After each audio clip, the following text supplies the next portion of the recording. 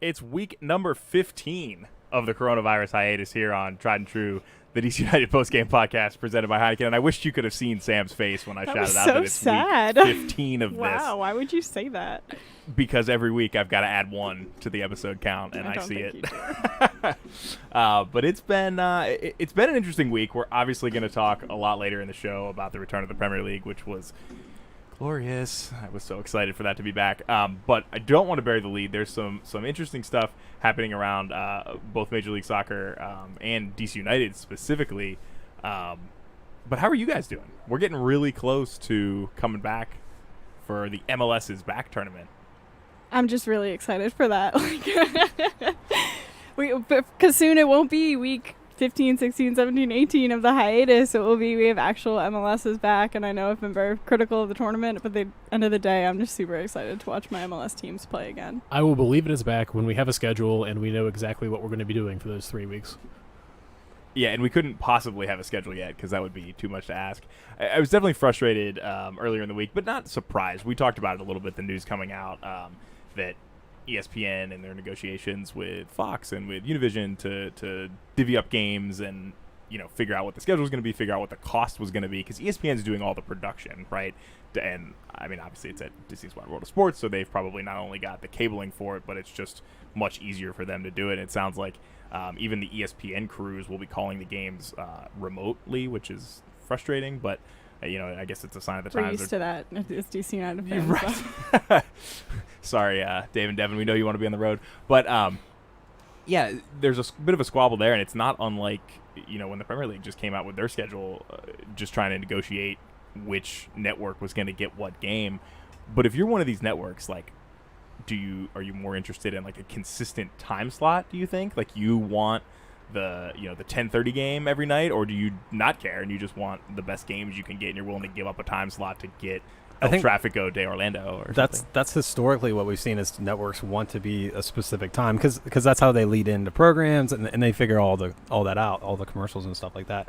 I don't think that, I mean, maybe for the regular season, but when you don't have a lot of other sports going on, you can kind of like build your schedule around MLS. I don't think that's necessarily what they're going to do, but I would imagine that they'd want the bigger games to try to bring in that audience to kind of like have the audience around your other shows. It's the only reason I can think why we don't have a schedule yet is that they're trying to pick and place these big time matchups in key spots on key networks. So maybe there's a bidding war for DC United versus New England Revs.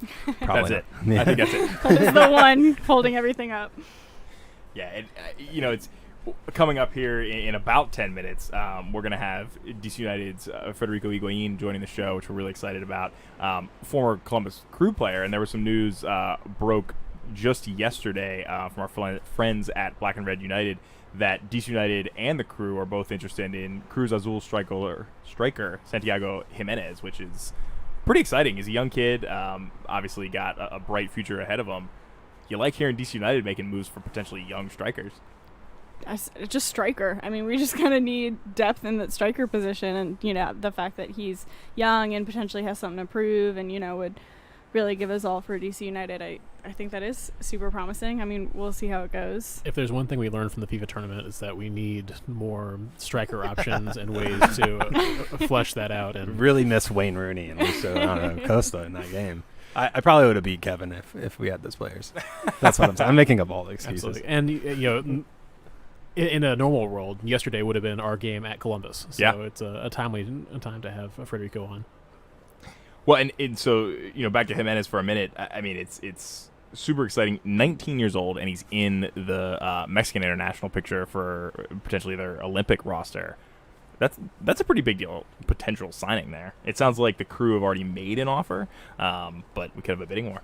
Yeah, and that's when Carlos Vela was spotted, was when he played for a U World Cup and really played well. I think Mexico went on to win it, and that's how he went on to Arsenal and then, you know, so forth, and now is an MLS star. But maybe we could get, I mean, that's the trend in MLS now, is not to wait until they go to Arsenal and kind of burn out. It's to grab them before and be that league in between, like a Miguel Almiron situation where you have a Premier League quality player playing on your team for a little bit, and you're probably going to win some trophies at that point. Yeah, and I mean, I think we want him even more too because there's another Eastern Conference team bidding for him. So we don't want the Crew to have that, striking power over us. I'd want him if, the Timbers were bidding for him, but especially since it's an Eastern Conference, I hope DC United does kind of put their money up and recognize that we need this depth. If we don't get him and the Columbus Crew do we get Zardes in exchange? No.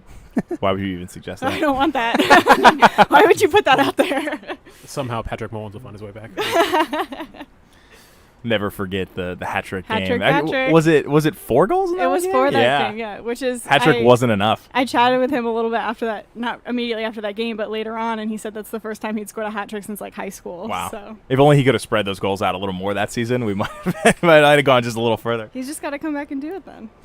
It's possible. And it's interesting, just seeing here earlier this week, Walt Disney World obviously is hosting the NBA if they can get the players on board with that, which still seems to be a bit rocky, as well as Major League Soccer this summer, and they announced some of the hotels that the NBA players would be potentially staying in.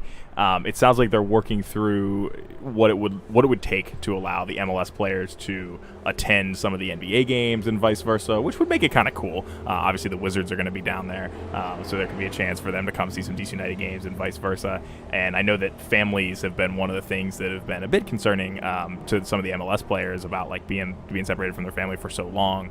It sounds like the NBA players are going to have a chance to bring a couple family members down a little bit later in the tournament, and they're working through the protocols now to potentially let the players go to the theme parks at a specified time where they would shut the park to the public and give them and their families a chance. So it's going to be interesting, but I'll tell you, the COVID numbers are climbing in Florida right now, and I've seen a few players this week on Twitter like not feeling great about going down there. Yeah, Grussel and a few other players I saw. It would be interesting to see those NBA players, like how many. I know there's a lot of crossover between soccer fans and NBA players. A lot of the NBA guys are from Europe, and the ones that aren't, like Kevin Durant, who grew up in DC. I would totally watch a DC Philly game with Kevin Durant in the crowd after he failed to buy a stake in DC United and then went on to buy a stake in Philly Union, like the snake that he is. Dang. But I think it would be fun. You got it in. And you could also NBA games with MLS players. It'd be fun to see which teams stick to the market they're currently in and which ones support their hometown, aka Birnbaum should be at the Washington games. Well, I think it's interesting on the flip side. You have a lot of conversation about what these players are going to be doing while they are there, and you talk about the COVID numbers definitely spiking, and I know that the league wants to have players pretty much on lockdown, but a lot of players have been really vocal. I'm thinking about Bill Hamid specifically, posted a little bit of a rant saying that, we're adults, you don't need to lock us up, I don't need a babysitter, like I know how to walk around the world and not get COVID. But the numbers are spiking, so it'll be interesting to see what those conversations are. I mean, the players are being tested, every couple days? So yeah, I love Bill, but I don't think he's going to win that argument, especially one day after a DC United player was reported to have COVID. So, and they're going to, like we just said, the part of the country that is not handling it well, into a theme park where people will be coming to visit. I understand, and I can relate to him about being stuck on a basically base is what they're going to make it, and it's not fun, but I hope at the end of the day they make it as comfortable for them, but they're still professionals and they treat this tournament seriously and try to stay healthy and win it. Well, it's like we said all along, coming back, there are always going to be risks no matter what happens. We don't have a vaccine yet. There's still public health issues there. This is about the best answer that they could come up with to make something happen and get soccer playing again in the controlled environment, trying to minimize everything as much as possible. But there's still risks, and I think we all appreciate that the players are mindful of that. They're going to be smart and try to be careful with it. But we just have to hope that everything goes well. Yeah, and the other big news this week, the Black Players Coalition of Major League Soccer came to fruition, was announced, and it sounds like there's a number of DC United faces, both present and past, that are involved with this, and it's really exciting to see. I mean, it's definitely well beyond time for something like this, but definitely seems to be really picking up across the league. Yeah, it's something that, like you said, it should have been around for a while.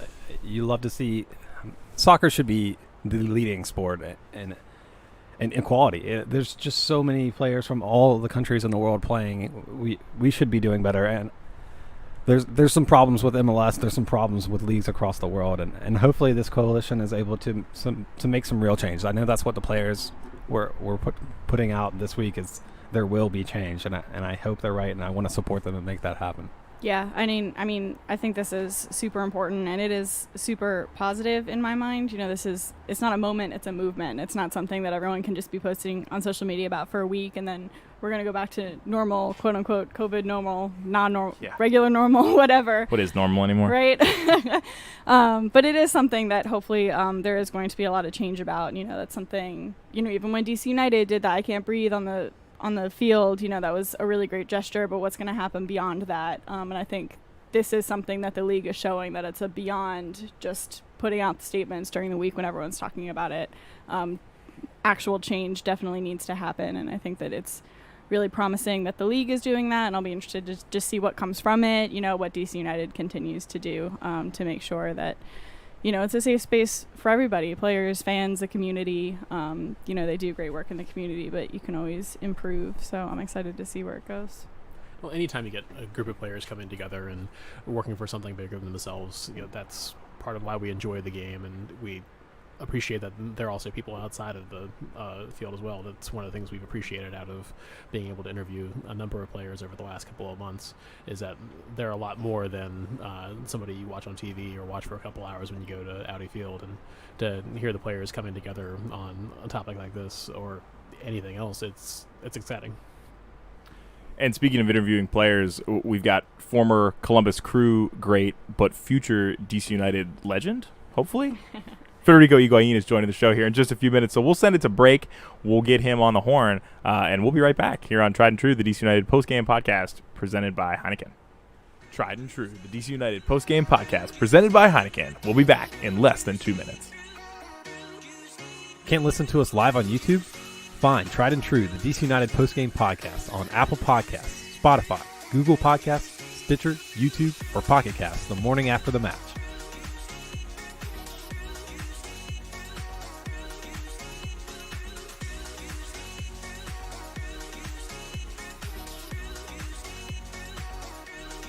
Tried and True, the DC United postgame podcast presented by Heineken. We'll be back in less than 90 seconds.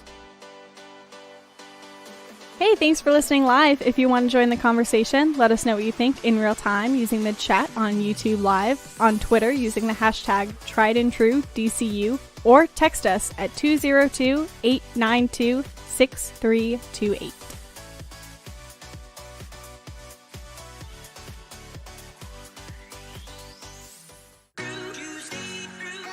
Tried and True, the DC United postgame podcast presented by Heineken. We'll be back in less than 60 seconds. Let us know what you think between games on Twitter at hashtag TriedAndTrueDCU, or email us at triedandtruedcu@gmail.com.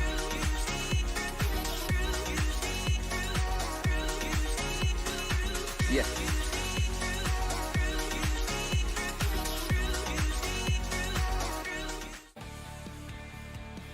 Tried and True, the DC United postgame podcast presented by Heineken. We'll be back in less than 30 seconds. Hey, thanks for listening. If you like what you hear, go ahead and give us a follow on social media. You can find us on Instagram or Twitter at TriedAndTrueDCU. Again, that's Instagram or Twitter at TriedAndTrueDCU.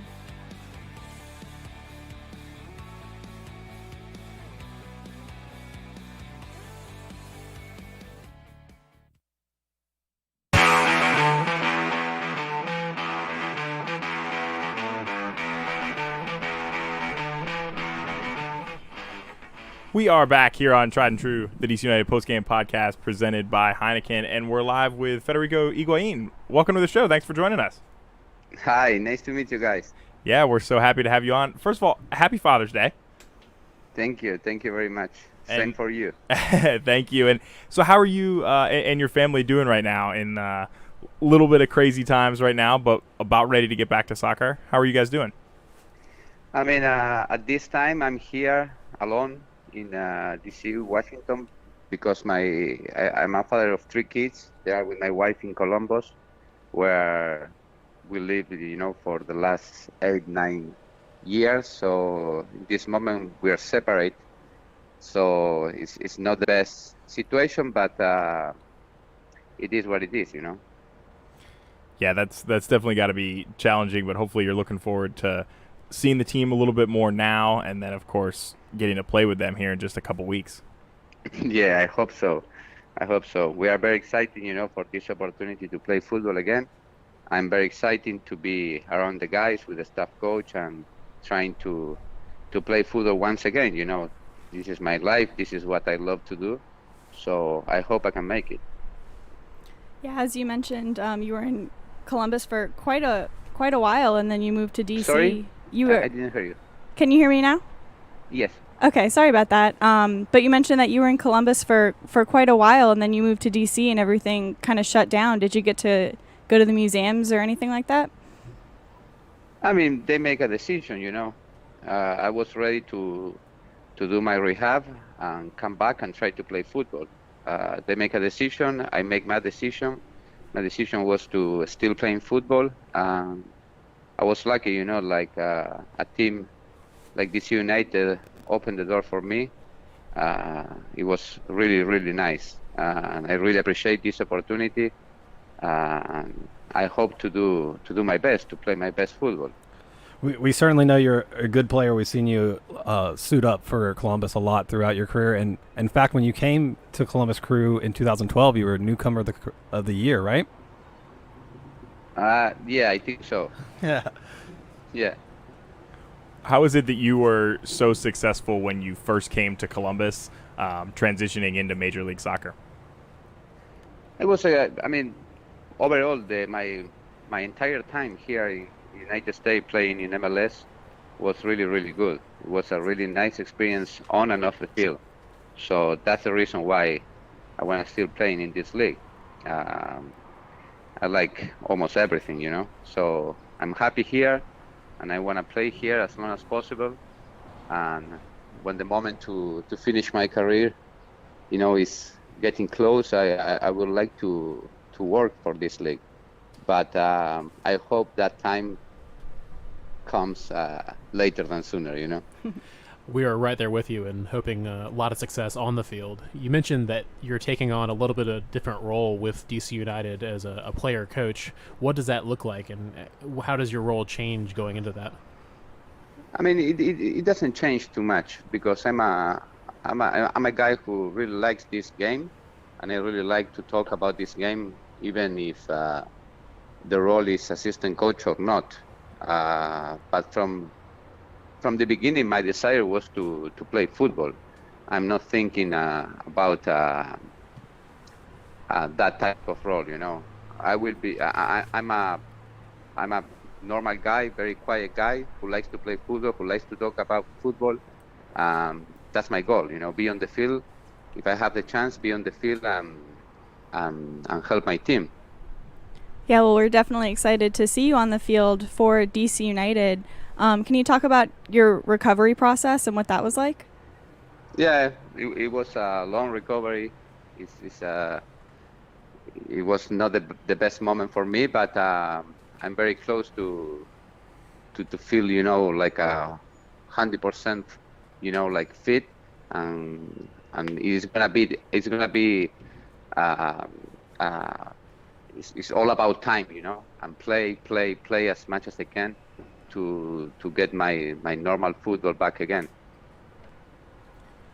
Well, and you know, one of the things coming off of that injury, obviously, you did not have an opportunity to go back to Columbus. Was there something in particular that drew you to DC United, or was it just a great opportunity to hopefully resume your playing career this summer and then kind of transition into that coaching role? No, Columbus Crew made a decision. It was, you know, these things happens all around the world, you know. People make decisions, they made a decision. They were very gently to open me, to give me the opportunity to work, but no like a player, as a player. But my intention is to still playing football. So when DC United offered me this opportunity, I didn't doubt about it, you know. I took it, and I'm here, and I'm really happy, and I wanna try to play good football again. It's that simple for me. It doesn't get more simple than that. You've got an opportunity coming up here in a few weeks to get back out there with the team for the MLS is Back tournament. What are your thoughts on that tournament? It's kind of an interesting format and something we haven't seen in a while. I think it's nice. After like a long time of recess, I think it's very nice for us, to get back of our normal life, be with the guy playing football. It's going to be a very interesting tournament because it's different than the regular season. So I think it's a good opportunity for us, as also it's a good opportunity for the rest of the team in the league. It's going to be a very short tournament, and I hope we can do good. Yeah, what are your thoughts about being down there in Orlando for the Disney tournament? Are you excited? I know from what you said you've been away from your family already for a while. How do you feel about the way this tournament has been set up? I mean, it's not a big deal for me and my family because they know me. This is what I like to do. Since I met my wife, she knows, that this is my life. So for us, it's normal. Of course, it's not the best situation. I would love to play the regular season. It's better for everybody. But this is what it is. We have to face this situation with our best. Yeah, in the tournament, although we weren't put in the same group as them, you seem like, not that you have Sorry? It doesn't seem like you have a chip on your shoulder, but maybe you want to prove yourself. Are you looking forward to playing against Columbus again? No, I mean, I have nothing to say about Columbus. They know I love them. I know they love me. This is reciprocal since day one. Nothing will change. But now I'm defending these colors. I'm a DC United player, and I have to do the best for this club. We love to hear it. And this is what I would love to do. But for me, it's gonna be a tricky situation because after almost 1 year not playing football, come back at my age. But I'm very positive about the next couple months. I'm very positive of the work I've been done in the last 4-6 months, and I want to see that on the field. Then you play against a rival. Then you need to show that you are ready to go. Yeah, that's great to hear. We're definitely also excited to see you playing for DC United. When you were in Columbus, you were able to score so many goals for them. When you put on the black and red, are you hoping to score just as many goals for DC United, or do you anticipate having maybe a different role on this team? I mean, I'm not a top scorer. I'm not a forward. I'm not that type of number 10 also. But I like to connect people. I like to break down defense. But most of the time, trying to find the right pocket to turn and make plays. Try to do good possession for my team, value the ball, and then see if I can assist my teammates. Then if I can score, of course, everybody likes to score goals. But I need to see. I'm feeling like when I was 16, 17 years old, and I was thinking, okay, can I make it? Can I be a professional football player again? So that's my feeling.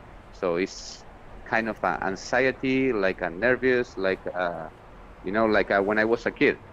But that is nice. It's a great feeling, because it pushes you to do the best. It sounds like you are motivated and ready to get back out there. And like we said, we're very excited to see you out there. Yeah, I am. I am. Obviously, you played for the Crew for a number of years, and it sounds like you've got nothing but good things to say about them. Do you have a favorite? Sorry? You played for the Crew for a long time. Do you have a Yes. favorite Columbus Crew versus DC United memory, a particular game that stands out to you? No, I mean we face against each other like many times because we were in the same coast. But I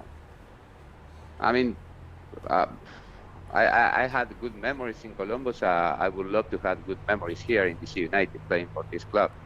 I believe that that what happened, but now it's time to look at the present, thinking in the future, you know. For sure. And so while you're here, do you think there's a decent chance you could convince your brother Gonzalo to come join you here in DC for a little bit? Or You never know. In football, in life, either. You never know, you know.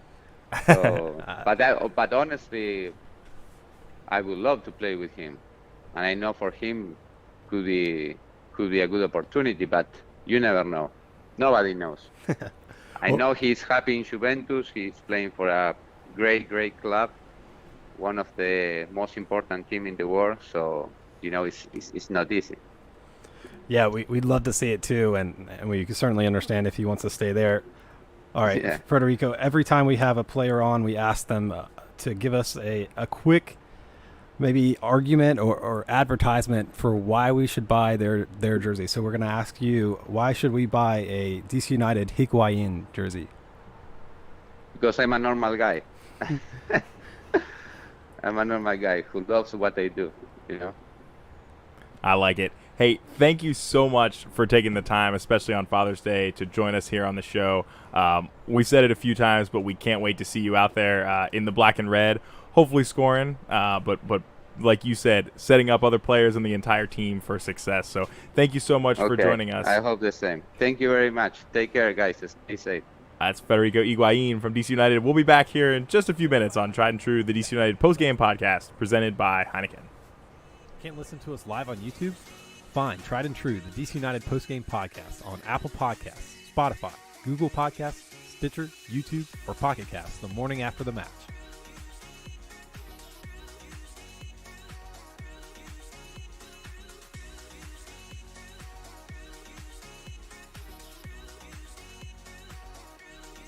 Tried and True, the DC United postgame podcast presented by Heineken. We'll be back in less than 90 seconds. Hey, thanks for listening live. If you want to join the conversation, let us know what you think in real time using the chat on YouTube Live, on Twitter using the hashtag TriedAndTrueDCU, or text us at 202-892-6328.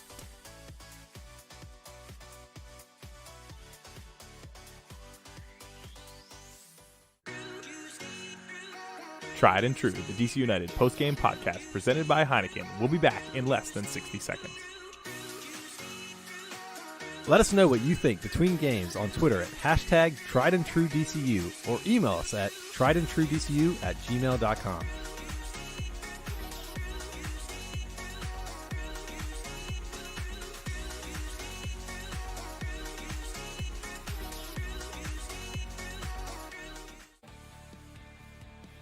Tried and True, the DC United postgame podcast presented by Heineken. We'll be back in less than 30 seconds.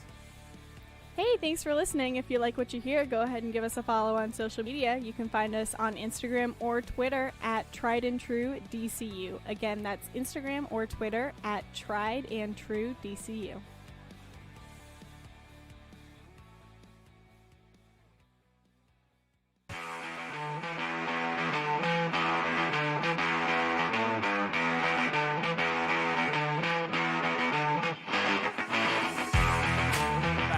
Welcome back to Tried and True, the DC United postgame podcast presented by Heineken. And what a great time talking to Federico Higuaín. That guy is ready to come back, and he's so excited. And I'm not going to lie, I'm even more excited to see him play now after talking to him. Me too. Like, we had so many questions lined up, about what his coaching role would be like, just because that is so unique, and it's something... I say it's unique, but you're also seeing it more and more. You're seeing more and more teams, signing these players and hoping to transition them into coaching. So we were excited to talk to him about that, but he was having none of it, which I actually really appreciate. He is all about getting back on the field and making an impact for this team, which is amazing. You love to see a guy who still has that competitive fire. A slightly different situation, but so many times you see a player come to MLS or reaching the end of his career and he's kind of taking a victory lap, and definitely do not get that sense from our interview just now. He is excited, he is ready to get out there, he's ready to show that he's still got things to offer. I'm sure that he's going to help out a lot in terms of keeping the other players in line and on the coaching side, but it sounds like he's ready to make an impact on the field too. Yeah, it really touched me when he was talking about, it feels like I'm back 16, 17 years old, and am I going to make it?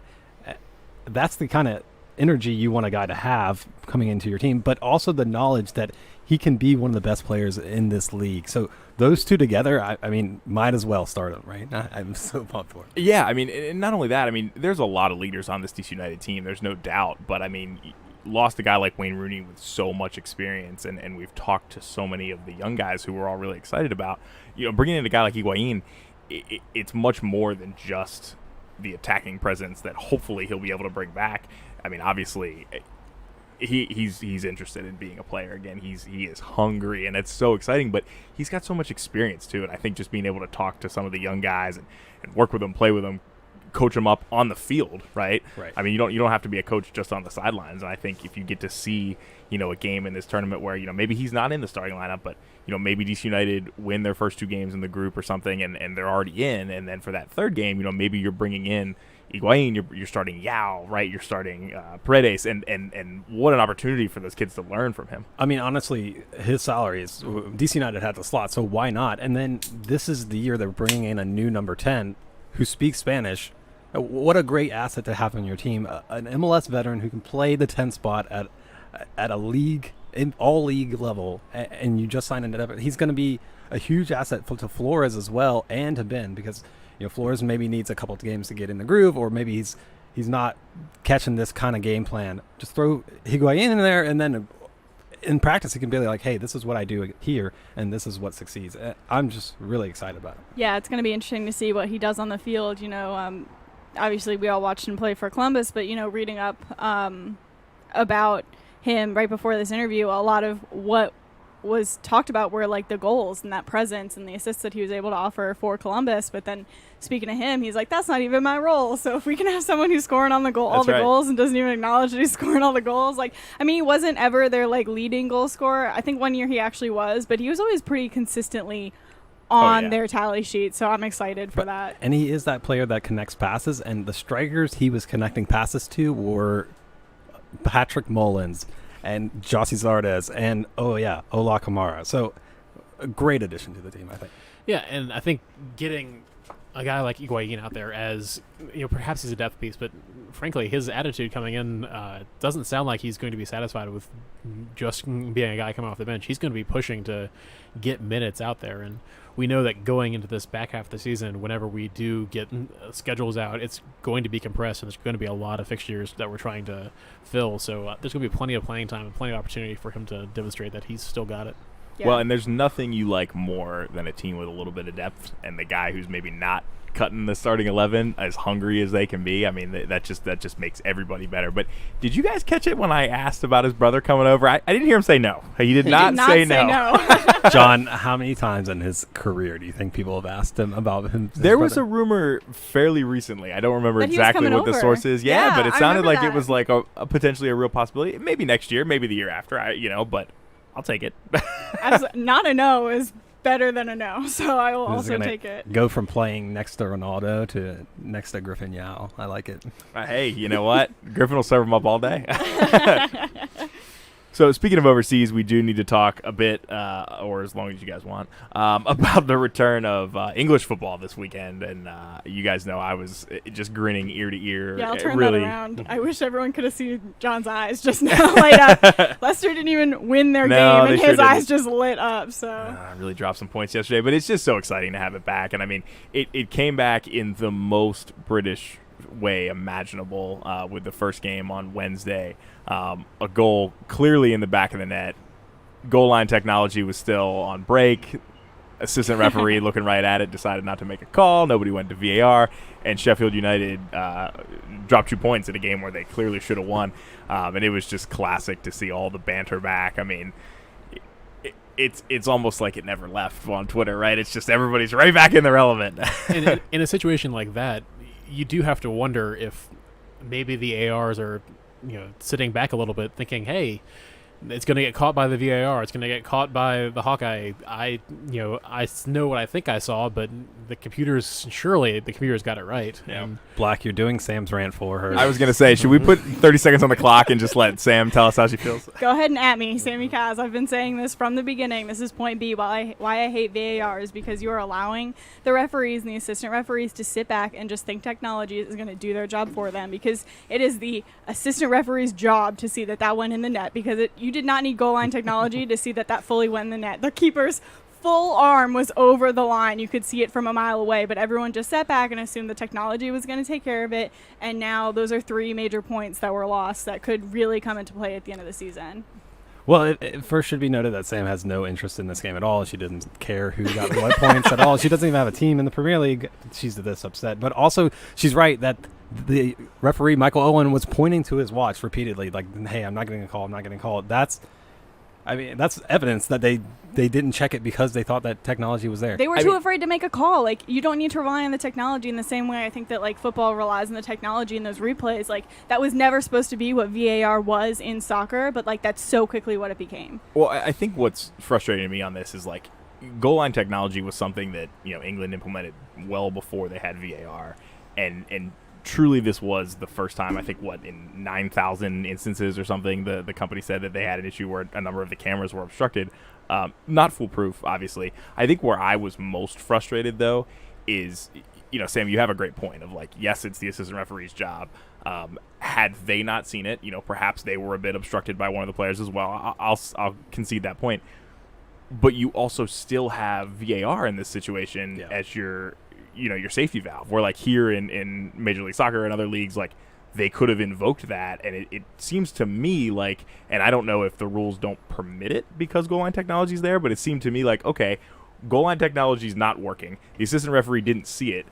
We still have VAR. Like, how did they not go to and that? Wasn't it like they said 45 seconds or something like that? It was 69 seconds to the next free kick, and then they was a should long have break. gone to VAR. And VAR isn't out the window just because you have Hawkeye. MLS doesn't have a Hawkeye system at all. Right. The goals are, if there's a problem here and it needs to be checked, its goals are checked by VAR, and that's what should have happened, but it obviously did not. No. It's ridiculous. VAR is there to make sure that you get the call right, and in this case, it did not happen. I don't know why they didn't choose to go to VAR at the break a minute later. There should have been plenty of time, but it didn't work. The thing is, too, it's not just, like, the ref deciding to go to VAR. Like, people are on the VAR cameras the entire game. It's not like they just pay attention when there's a foul or they just pay attention when something's happening. Like, they are paying attention the entire time, and they're constantly in the ref's ear saying, like, hey, you might have wanted to check that. Like, it's ultimately still the ref's decision whether or not he even wants to check something. They can say, like, that guy just punched the dude in the nose, and if the ref's back was turned around, he can be like, I don't care, I don't want to look at it. Like, it's ultimately the ref's decision, but we've created this situation where the ref is just relying on the technology, even though the ref is supposed to be in charge of the technology. And honestly, at one point, we had a referee stationed behind the goals just looking out for situations like this. The technology's changed, and they have stopped doing that. But maybe they need to find one more body out there just to sit there and watch if a ball goes across the line, because that's the name of the game, and it cost Sheffield. Of course, this morning they came out and laid an egg against Newcastle, which I'm fine with. Yeah, that worked out okay for you. It'll all balance out at the end, I'm sure. But I understand that Sheffield fans being a bit upset after Wednesday's result. Especially Sheffield United's result on Wednesday. By the way, we should clarify there. You don't want to get confused for the only team in the world named after a day of the week. Sheffield United might miss out on a Europa League spot because of that, though, and I think that's something that you can circle a lot of things that happened that went wrong for Sheffield throughout the season, not related to VAR, but that would be bad. It would be almost as bad as Arsenal's performance on Wednesday against Man City. 3-0, had a man sent off. David Luiz really just welcoming us all back to the disaster that is Arsenal. I saw a tweet that said something like, things have never changed. You wanted to make sure that everyone felt as comfortable as possible with soccer coming back. And of course, go back to the Sheffield game real quick. They were talking afterwards about potential legal action coming from some of the teams, and which will be fascinating. Yeah. I don't know of cases where you've seen lawsuits filed over in-game results or what the officials do, and how a court would handle that. I'm certainly no expert on the English courts. I'm like, sorry, I thought you were done. But there's a lot at stake, and you talk about potentially missing a Europa spot because you dropped 2 points here when it should have been 3. It's millions of dollars. That's big.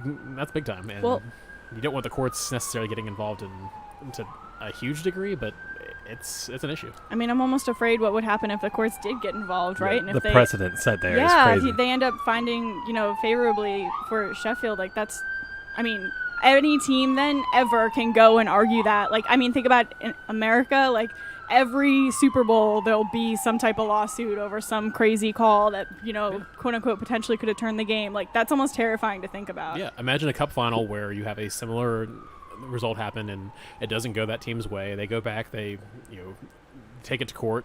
Court finds a way to argue a replay. I don't want to open that can of worms, but there's a lot at stake. Well, I think I made the argument to you guys in our group chat, and I was quickly shot down by probably all 3 of you, but I actually would have been okay if they awarded that goal at halftime. They were like, look, we No. totally can't. bottled this. Can't do Take that. the goal. Too fluid of a game. Any game is too fluid, but especially That would be soccer. better than And going that's to the why courts, though. VAR doesn't work in this sport, I think. It's too fluid of a game, and you can't just go back and reward things. Sam's argument that VAR doesn't work in the sport is absurd, but in this one case, At it me. didn't go well. It's not what the game is so fluid, and it's all based off like really quick restarts. So it's not meant to stop and review all these plays. You're supposed to give the referees the power to make these decisions, and there just is human error, and I've definitely been on the receiving end of it and been cursing human error, but like that's just what it is. That's how the game has developed, and it's not for these replays and awarding points later. Like there would have been a revolt. I don't think that the team would like finish the game. You can't tell me that a mistake in the first half is worth more than a mistake in the second half.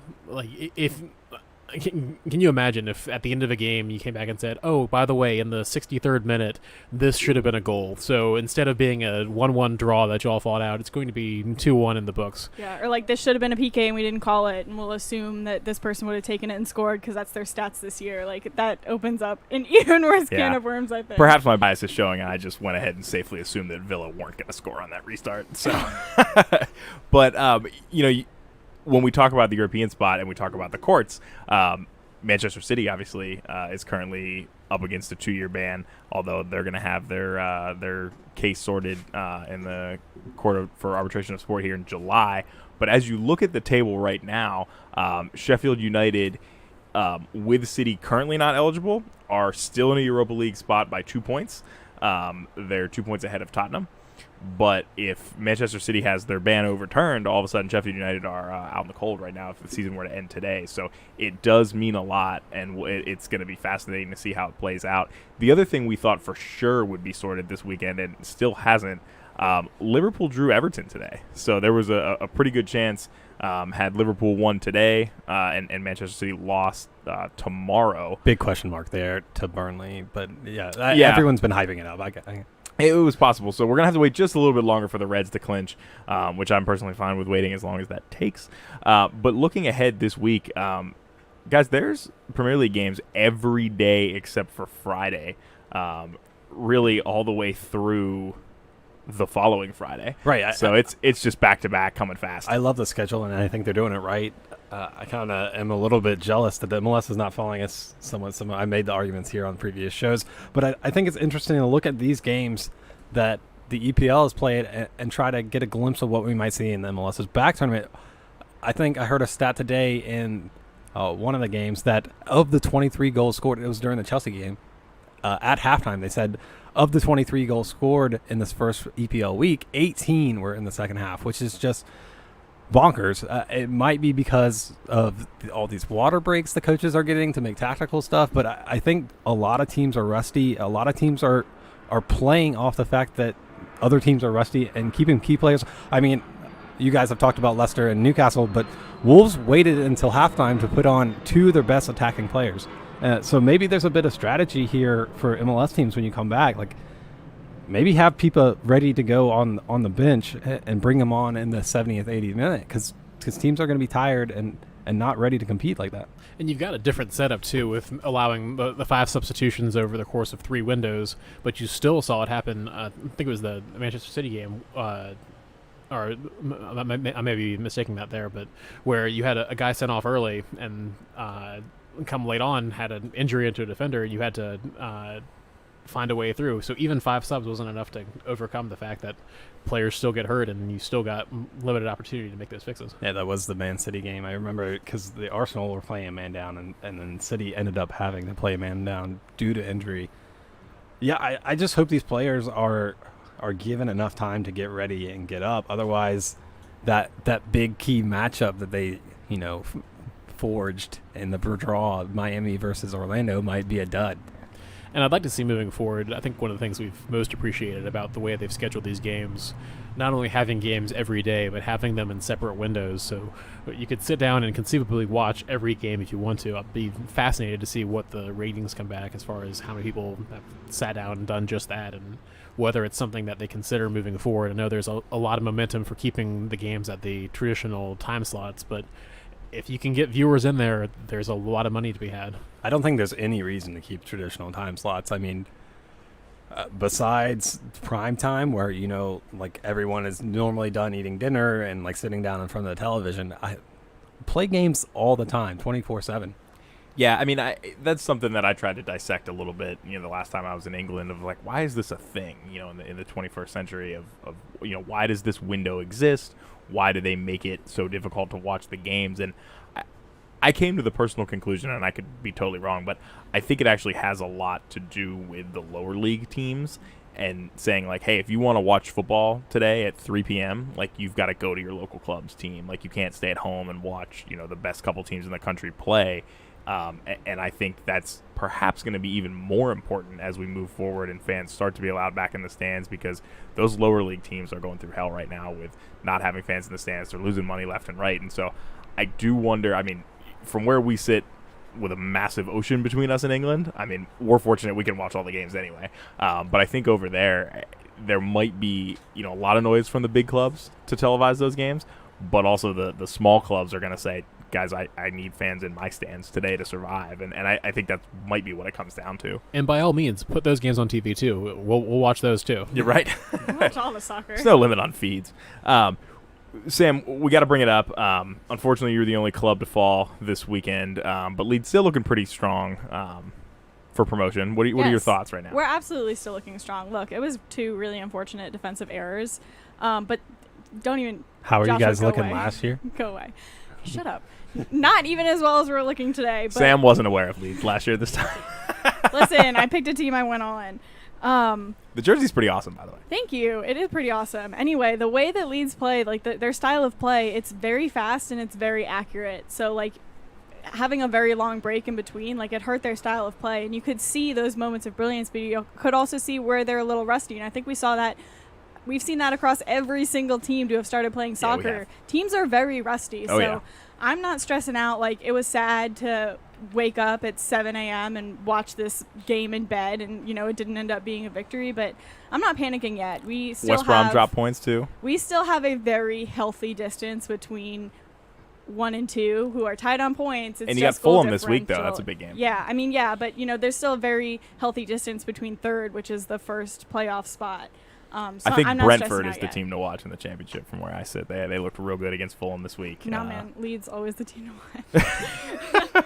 So, yeah, not nervous. Thanks for bringing it up and letting me get You don't on my seem nervous at little- all right now. I'm not. Again, like, shut up. It was unfortunate to watch a loss, but we'll be fine. And Yeah. we'll be in the Premier League, and all 4 of us are going to have our little face-offs next season. It's going to be fun. So one of the things that I've gotten back into a bit here is La Liga. For those of you guys who've heard my soccer story, I got to study abroad in Madrid back in 2014, and that's when I fell in love with soccer. I had a wonderful host family that took me to a number of games at the Bernabeu. And unfortunately, La Liga thought BN Sports was a channel that people had, and that's their rights package here in the U.S.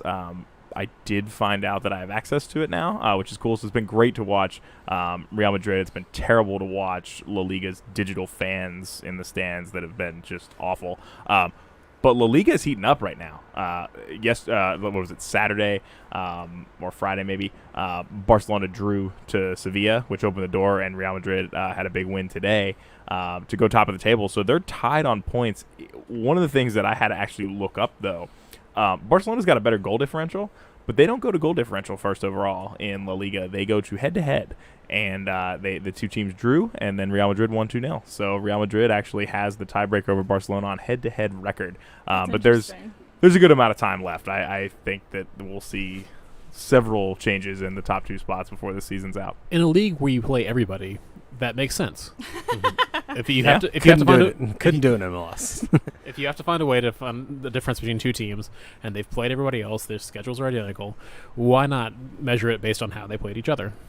I can see how you'd be frustrated if you're a Barcelona fan in this situation. I mean, I would be frustrated in general if I were a Barcelona fan.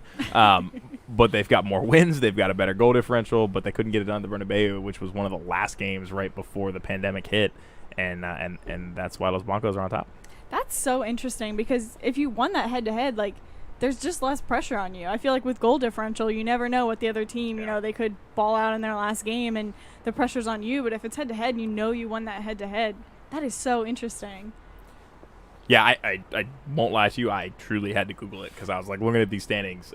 That's not right. But the other thing in world soccer that we got to at least touch on here before we wrap, now that all of the domestic leagues across Europe have sorted out their schedules, UEFA's announced the dates for the Champions League and the Europa League, which both need to pick up. I don't know how much we talked about it back when things were first really running into the brick wall of coronavirus and shutting down, but it was a very suboptimal time for the virus to hit Europe. Several games were in the middle of their legs, so of course, for those of you guys who remember MLS playoffs not too long ago, just a year ago, which I thought was the better move with the home and the away leg and aggregate scoring. That's how the knockout rounds work in Europe. And so there are 4 remaining Final 16 second legs that have to be played.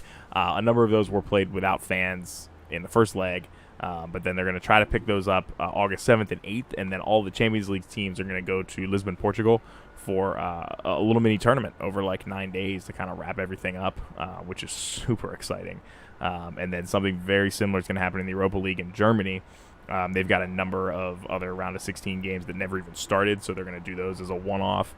I think that's Wolves. Did they play their first leg? Wolves played their first leg, and I don't know if it's official. Is it officially in Germany yet? Because I feel like they were debating whether it would be at the Molyneux or in Germany. So the legs that are mid-leg, they're still debating whether or not those are going to be at the originally scheduled stadium or if they're going to be in Germany. But then once the winner is sorted out, or if the fixture hasn't begun at all, that'll be in Germany. That makes sense. Like that whole home away argument that was happening for a lot of leagues around the world, you kind of resolved that with that.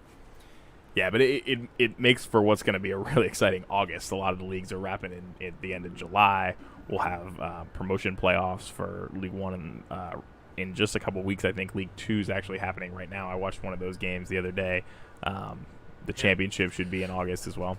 Not Sunderland. It was not Sunderland, unfortunately.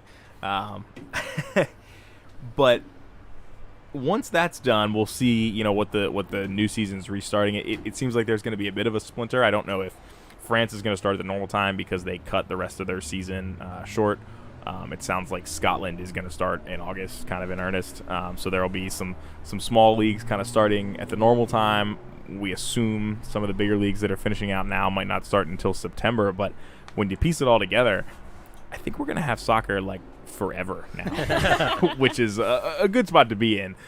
Hopefully, we can keep the curve as flat as possible and allow that to continue to happen. But that's at least one silver lining here. Yeah, after no soccer for 4 months, we cannot ever take any Don't soccer remind me, game for Sam. granted. Listen, you remind us every episode at the top of the episode, but yeah, I don't think we can take any soccer for granted anymore. Yeah, let's hope we get soccer back and basically permanently. It'll be interesting to see, we've got a couple of years before the next World Cup in Qatar, but when you start looking at, hey, if this next season has to start late, does it end a little bit late? How does that affect the following year? Then playing a World Cup in December. I do not envy the schedule makers trying to figure this out and make sure that the players are staying healthy and rested and able to meet all the demands on them. But for us as fans, the more soccer, the better. Yeah, at one point, I think, very early, it was a lot of, like, fan just chit-chat, but there was talk about potentially, like, the European calendars going to, like, the MLS calendars and playing, like, during the calendar year, which would have been a very shocking positive for me, just because I have my opinion change that would have come out of Corona, right? Not to make light of the situation, but Sam, you mean to tell me you have an opinion on this topic? Wow. Go on. I'm sorry, I thought I had no opinions. But yeah, I mean, that would have been interesting. It will be interesting to see what they end up doing and how far they do end up pushing back. The last little bit of news, another tournament about to kick off. The NWSL Challenge Cup is about to kick off down in Utah, I think. Yep. You can watch all the games, I think, for $5 on CBS All Access as part of their new TV deal. Yeah, that so they got it going. is behind a paywall, but it's $5 a month, and this entire tournament is taking place within a month. So, and you get, again, like you said, every single game. So. Yeah, and we went in on the MLS draft, like how they picked spots for that tournament. The NWSL was only slightly better. They had like cards and stuff instead of like whatever Charlie Davies was messing with. But I do believe they fixed a couple matchups. The whole thing kicks off. I think I get with Portland, North Carolina, right? Portland, North Carolina, like, two of the best teams in the league. It was funny because right before that, CBS was like, we're going to broadcast the opening game live on CBS national television. Turns out it's the best two teams in the league playing. So, yeah, fluke. I got questions about that draw as well. Well, But go ahead. yeah, and this tournament is going to basically take the place of the season for NWSL. So if you want to watch top flight women's soccer this year, that's going to be your best opportunity. Who knows when the women are going to be able to get back out there and playing, gearing up for the Olympics next year on the national team level. But as far as domestic pro leagues, get it while you can. Yeah. I think only holdout right now, literally, is the U.S. Women's National Team players. They may or may not be taking part. I know a couple that were injured already have definitely backed out. But this hits all the boxes. Hashtag support local soccer. Hashtag support women's soccer. Like, you should probably do this. If you're a soccer fan, you'll probably get your $5 worth. Oh, for sure. And, it's a big week. I mean, the games start here, a week from Tuesday for the Spirit. Their schedule's out, which is super exciting. They've got a couple tough games in here, but I don't think anybody had the Spirit pegged as cup contenders this year. But in a tournament, you never know. They get out, and they make a little run. It could happen, and that's what's exciting about it. I think it could be the most exciting thing because they basically dumped their entire roster. They got rid of Pew and just drafted like 8 players. So and these are all like U.S. Women's National Team quality players. So they could be good or they could be terrible. Stay tuned, I guess. And perhaps more exciting than what happens on the field, the jersey reveal is this Thursday, which we know we're all excited about. It's got to be better than the MLS jersey reveals, right? Also, just across the NWSL, like there have been some bomb jerseys to have dropped. Oh my God, yeah. So I mean, do we see the Cherry Blossom jersey finally? Like Portland came out with like that rose jersey. There was another jersey that I'm just not thinking of right now. I'm blanking on Utah which had team. like the mountains Yes, on it. It was thank you. Oh, really yeah, good. those It were was pretty cool. It's really nice. And so also that day, Sky FC released their kits, and I feel like Washington Spirit know that is maybe a little competition before the tournament. Literally the only thing keeping me from buying a Washington Spirit jersey so far has been that they have a plain white kit, hashtag plain white kit, and the star or the stripes. I just don't like stripes on a jersey. So Yeah. I'm really, really, really looking forward. Cherry Blossoms would have been cool because they would have been in like downtown DC this season. So look out for that. Yeah, we'll see what happens. But you can, check out that jersey drop, potentially order your own. Probably not going to arrive by the time these games are happening, but maybe the final. You never know. There's always room in your closet for another jersey. Exactly. I found that Who out. are we Hangers, kidding? sometimes you have to buy more of, but closet space you can Who find. are we kidding? But as John mentioned, the Spirit will be kicking off with their first game on Tuesday, June 30th against the Royals. Their next game will be Saturday, July 4th against Reign, and then their last group stage game will be Wednesday, July 8th versus the Thorns. I'm not even going to act like I know as much as I should about the NWSL, but from what I've seen in previous seasons and what I recall from last year's standings, these games get harder as we go, it looks like. Yeah. So, yeah, definitely want to try to tune in for the first game, and hopefully they can pull off 3 points there and skate forward into the championship, because I think those second 2 games are going to be tough. Yeah, I mean, I But think... 8 of 9? I'm sorry to cut you off. 8 of 9 teams move on to the knockout round, so, it's hashtag don't be last. That is the official hashtag. Score of the a goal NWSL. in your third. Yeah, that's right. Yes, and those quarterfinals will be July 17th through 18th. We'll have the semis on the 22nd, and then the final will be on July 26th. And you said $5 for all the games. I paid more than that for my Flow Sports experience, and I saw no games. So, I mean, this is definitely a decent deal. Definitely worth it. Kind of switching over, I didn't put this on the show notes, sorry y'all, but it's a very easy question that Joshua has the wrong answer to.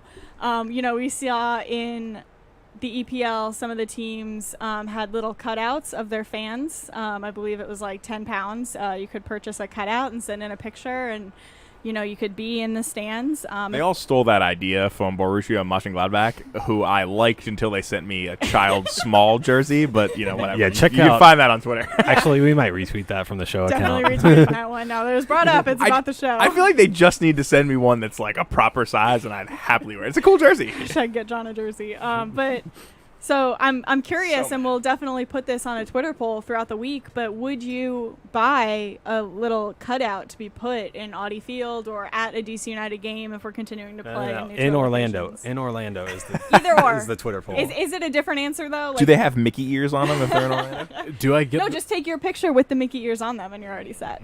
do I get the cutout back after the tournament's over? I don't know. No, the So the 100% I'm in if that happens. The cutout has COVID from being reported. Oh, brutal. Okay, so there is one right answer. John, would you do it? I would do it. I'm a sucker, so I'd probably do it no matter what, but I would definitely do it if they charge more than they have to and they donate some money to either charity or Black Lives Matter or something important. But I'm a sucker. I'd do it. So you do it anyway. Black. If I'm willing to spend $14 on a beer at Audi Field, I'm certainly willing to pay $10 to get a big cardboard cutout of whatever it is I can get away with putting down there. A couple years ago, DC United did a series of numbers on the back of the jerseys that was made out of supporters. That was an awesome concept. Any way that you can increase fan engagement, yeah, I'm in. They should bring that back for this tournament. Joshua. It was a cutout for a stadium that I have never been to, like the Orlando one. I don't know if I would. Look, I'm just trying to save the world, but not producing carbon. You're awful. Joshua's wrong answer was no. I would absolutely do this, clearly, and probably pay for Joshua to do it also. I mean, you are wearing a WWF shirt as we record tonight, right? Yeah, think about the pandas when you go as a bee attacks Sam. Think about the pandas. See, that's for the cardboard cutout. He's already ticked at you. If it's recycled cardboard, you don't know what the No, league is that's doing. for all the jokes about Columbus earlier. There it is. All right, so yeah, we'll be putting that poll out later. I'm interested to see what people are doing, but I think that's a very fun way to stay engaged and to see yourself on TV. Like, why would you not? So, kind of wrapping down, at some point we have to switch from coronavirus hiatus to pre-Disney Cup show. It might be our next show. Yeah, I feel like we're getting there. We almost have MLS is back. I'm just MLS hashtag MLS is almost back. Maybe we can make that thing. the tournament. I mean, we're at week 15. I think we're running out of fingers to count on. I was about to say this might be our last our Toes. last countdown from John. As long as we can keep Bobby Wine, I'm good. I think that might also need to end soon too. That's brutal. I think that's enough for this week. Thanks everyone for joining us. We're gonna do more shows. We got to figure out exactly when we're gonna do more shows. But it does sound like our next episode will probably be the tournament preview. I know the team leaves, I think, this week to go down to Orlando, so we'll try to see if we can get some intel from how that's going, how the players are holding up, if Kevin's beating everyone at FIFA, or if anybody's been able to knock him off. But we'll find out, and we'll talk to you guys again real soon right here on Tried and True, the DC United post-game podcast presented by Heineken. The bad news is that everyone is a potential victim. But the good news is that everyone is a potential solution. Sensitize the masses to sanitize. Keep a social distance and quarantine. Stop! The coronavirus is sweeping over mankind. Everybody must be alert. It's a global pandemic we can never take for granted. Omulwadde wa corona temubuzanyisa bange. Kila mtu must be alert. It's a matter of life we can never take for granted. Discipline and personal hygiene and make sure you regularly wash your hands. Keep a distance from everyone. Report anything like a symptom. Serious fever is a symptom. Dry cough is a symptom. Walkway tamula is a symptom. Itchy eyes and flu is a symptom. Wikuuma obutabusiiga lwejjemu batannalwala olaga omwoyo gw'eggwanga